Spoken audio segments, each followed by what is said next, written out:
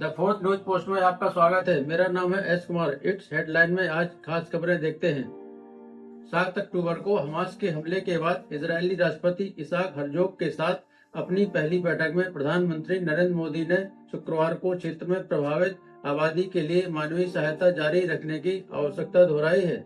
प्रधानमंत्री मोदी ने दुबई में चल रहे कॉन्फ्रेंस ऑफ पार्टी 28 जलवायु बैठक के दौरान यह मुलाकात की और चल रहे संघर्ष पर चर्चा की। चलते हैं अगली खबर की तरफ।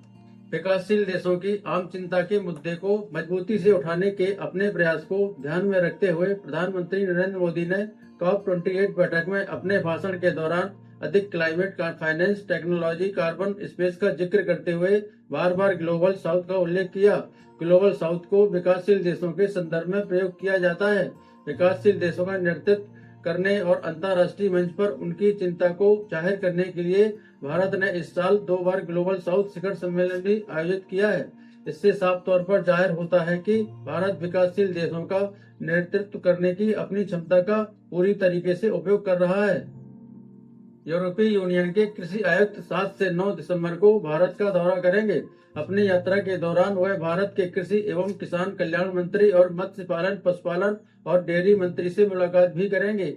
एक बयान के अनुसार यह दौरा यूरोपीय संघ और भारत दोनों की कृषि नीति पर आदान प्रदान करने और भारतीय बाजार में यूरोपीय व्यापारियों के सामने आने वाली चुनौतियों को समाधान में बदलने का प्रयास भी करेंगे।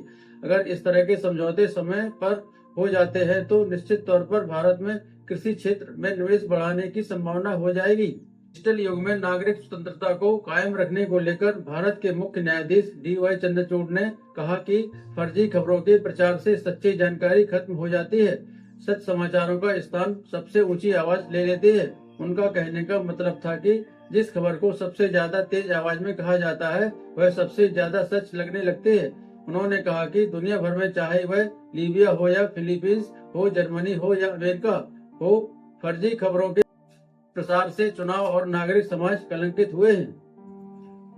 नौसेना प्रमुख एडमिरल R हरिकुमार ने कहा, नौसेना में सेवा में महिलाओं को तैनात करने की सभी भूमिका सभी रैंक के नौसेना के दर्शन के अनुरूप नौसेना जहाज में पहली महिला कमांडिंग ऑफिसर की नियुक्ति की है। ये पहली बार है कि कोई महिला अधिकारी किसी जहाज की कमान संभालेंगी। केंद्रीय गृह मंत्रालय ने गुरुवार को रुद्राक्ष क्षेत्र के लोगों के मुद्दों और चिंताओं के समाधान के लिए एक उच्च अधिकार प्राप्त समिति का गठन किया है। जम्मू कश्मीर की विशेष स्थिति को रद्द करने और जम्मू कश्मीर राज्य को 2 केंद्र शासित प्रदेशों में विभाजित करने के बाद अगस्त 2019 से इस क्षेत्र में लंबे समय से आंदोलन चल रहा है। लद्दाख क्षेत्र में यह रह रहे लोगों की कुछ मांगे हैं। यह उच्च अधिकार प्राप्त समिति सभी हितधारकों से बात करके इस मुद्दे का समाधान निकालने का प्रयास करेगी। भारतीय रिजर्व बैंक ने शुक्रवार को कहा कि 2000 रुपए के लगभग 97.26% नोट बैंकिंग प्रणाली में वापस आ गए हैं, जबकि ऐसे 9760 करोड़ रुपए मूल्य के नोट अभी जनता के पास मौजूद हैं। RBI ने 19 मई से 2000 रुपए के बैंक नोट को चलन से वापस लेने की घोषणा की थी। विश्व बैंक की एक रिपोर्ट के अनुसार यह सच है कि सड़क दुर्घटनाओं के कारण होने वाली मौतों और चोटों के कारण निम्न वर्ग के परिवारों को वित्तीय संकट का सामना करना पड़ता है, पर महिलाओं के मामले में स्थिति और अधिक गंभीर हो जाती है। यह रिपोर्ट कहती है कि सड़क दुर्घटना के बाद 50% महिलाएं पारिवारिक आमदनी कम हो जाने से बुरी तरह से प्रभावित हो जाती हैं। केंद्रीय सड़क और परिवहन राजमार्ग मंत्रालय द्वारा जारी किए गए आंकड़ों के अनुसार सड़क हादसों में पिछले साल के मुकाबले बढ़ोतरी दर्ज की गई है। वर्ष 2022 में लगभग 4 लाख सड़क दुर्घटनाएं दर्ज की गयी। जान गंवाने वालों का आंकड़ा लगभग 1.5 लाख का था। रिपोर्ट में सड़क दुर्घटनाओं के बढ़ते आंकड़ों के पीछे सबसे बड़ी वजह सीमा से अधिक गति से गाड़ी चलाना, नशे की हालत में गाड़ी चलाना और यातायात नियमों की अनदेखी करना है। इसलिए नियमों का पालन करें और अपने को और अपने परिवार को सुरक्षित रखें।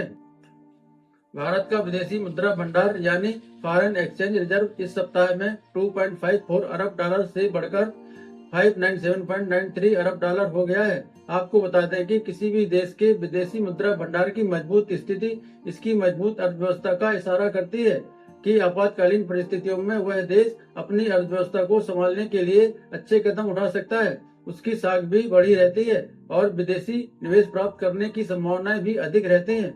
भारत में विदेशी मुद्रा भंडार का रखरखाव भारतीय रिजर्व बैंक करता है। आज के लिए इतना ही। आप देख रहे थे दी फोर्थ न्यूज पोस्ट। बहुत बहुत शुक्रिया।